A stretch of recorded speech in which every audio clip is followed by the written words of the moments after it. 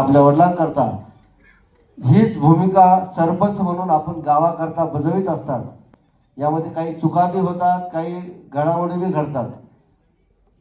10 कामापैकी 8 कामं झाले तर लोक चांगलं म्हणतील, 2 नाही झाले तर म्हणतील सरपंच आहे आम्ही निवडून दिलं पण काम नाही झालं।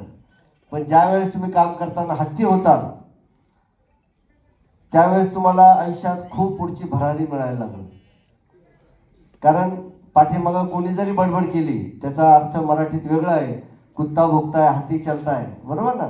पण जो पण कुत्रे तुम्हाला भुकत राहतील आणि तुम्ही डोलाने चालत असाल त्यावेळेस तुमचं कोणी काही करू शकत नाही। पण तुम्ही जर मागं वळून पाहिलं, कधी बघितलं का हत्ती मागं वळून बघतोय, तो डोलात चालत असतो। तसं सरपंच म्हणून आपण डोलात चालायचं पण जमिनीला बघून चालायचं। ज्यावेळेस तुम्ही जमिनीला धरून वागताल त्याच आयुष्यात तुमच्या स्वतःचं नाव, आपल्या आईवडिलांचं नाव आपण मोठं केल्याशिवाय राहणार नाही। याच पार्श्वभूमीवर येणाऱ्या या कुंभामध्ये जगद्गुरू नामदेवराव खालसा म्हणजे ह्या कुंभाचा हे उपाध्यक्षपद माझ्याकडे आलंय।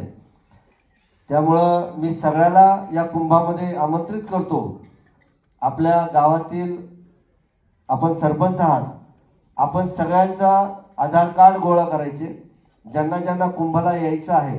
कारण ह्यावेळेस कुंभामध्ये खूप कडक व्यवस्था आम्ही ठेवली की जोपर्यंत तुमच्याकडे कार्ड नाही, गाडीला पत्र नाही, तोपर्यंत तुमची गाडी आतमध्ये घेतली जाणार नाही। कारण मागच्या पार्श्वभूमीवर जो बॉम्बस्फोट झाला, या बॉम्बस्फोटाच्या पार्श्वभूमीवर यावेळेस आपण खूप कडक करतोय। आणि मागच्या वेळेस कुंभ छोटा भरला होता, पण प्रयागची हालत तुम्हाला माहिती, बरोबर।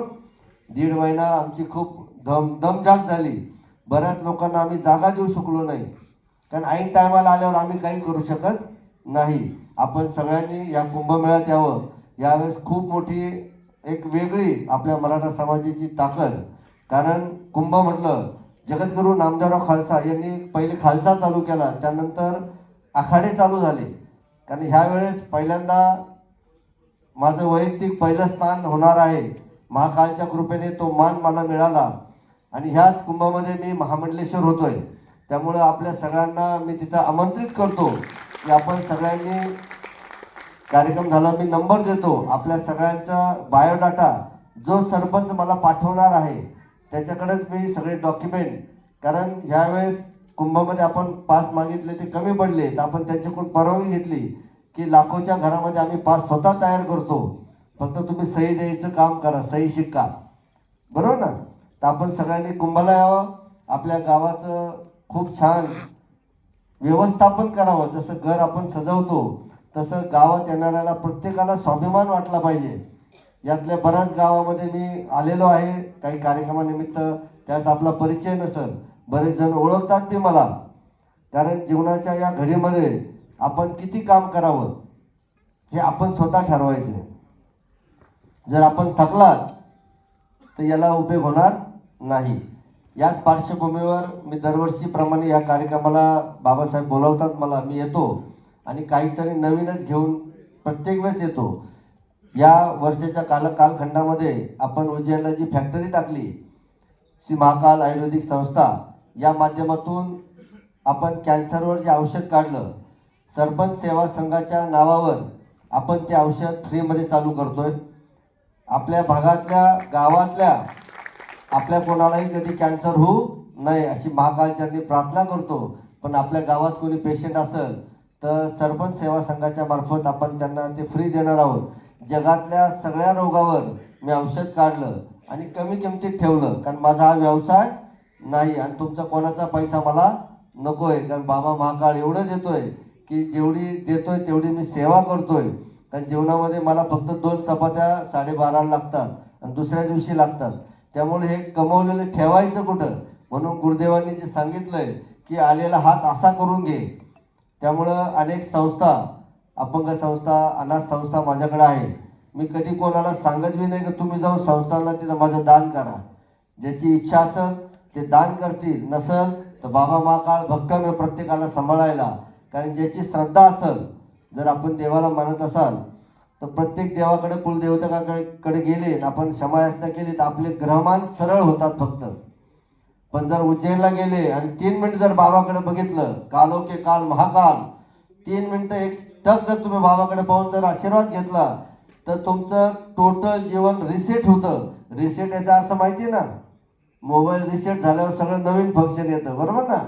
तसं तुमचं जीवन पूर्ण क्रमाने बदलले जातात. असे हजारो लाखो लोकांचा अनुभव माझ्याकडे आहे. कारण बाबा महाकाळचा माझ्यावर खूप जीव आहे. मी कमी पडतो बाबा महाकाळला, पण महाकाळचं जेवढं करता येईल, सेवा जेवढी करू तेवढं महाकाळ प्रसन्न होतात. म्हणून जेव्हा योग मिळेल त्या वेळेस महाकाळला जाऊन या. आता बऱ्याच ट्रिपा गेल्या, पण मी त्यांना सांगले ट्रिपमध्ये जाऊ नका, स्वखर्चाने जा. कारण तुम्ही सांगतात आमच्या नगरसेवकांनी 200 बाया नेल्या, 5000 बाया नेल्या, फुकट नेल्याला काही मिळत नाही. आणि आपल्या घरी संत आले तर त्याला किमान थोडं का होईना काहीतरी दिल्याशिवाय मागं पाठवू नका. कारण आपल्या जीवनामध्ये आपण कुठं कुठे जातो, कशाने जातो, हे सगळ्यात महत्त्वाचं आहे.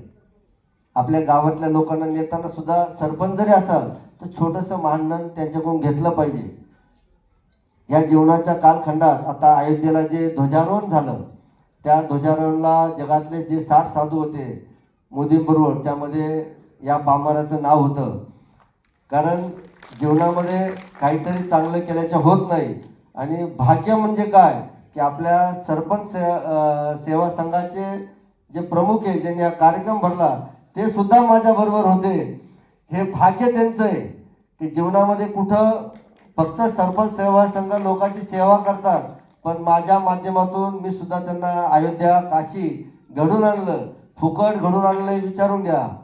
नाही तर शिष्य म्हटल्यावर काय, मी तर प्रत्येक ठिकाणी पैसे घेतो, कोणाच्या घरी आलो तरी 11,000 रुपये घेतोच.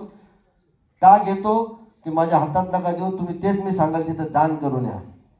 कारण फुकट आलेल्याची किंमत नसती.